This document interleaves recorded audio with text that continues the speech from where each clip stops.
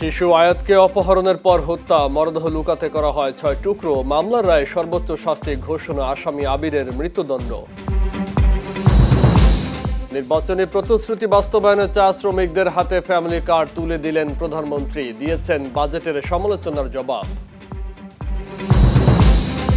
হ্যাট্রিকের পর আবেগঘন মেসি, জানালেন ইনজুরি কাটিয়ে ফেরা ছিল চ্যালেঞ্জিং, নতুন রেকর্ড ছুঁয়ে বললেন এসব কেবলই সংখ্যা।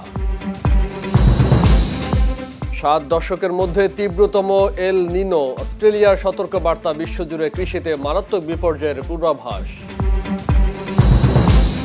এবং বিশ্বকাপে মাতোয়ারা দেশ, উৎসবের রঙে রঙিন পুরান ঢাকা, ফিফা গলির দেয়ালে তারকাদের প্রতিচ্ছবি, অলিগলি সেজেছে পতাকায়। এই ছিল চ্যানেল এস সন্ধ্যার কথায়। দর্শক, চ্যানেল এস এর সব সংবাদ দেখতে ভিজিট করুন youtube.com/channels news এবং facebook.com/channels news এই পেজে। এতক্ষণ সঙ্গে থাকার জন্য ধন্যবাদ।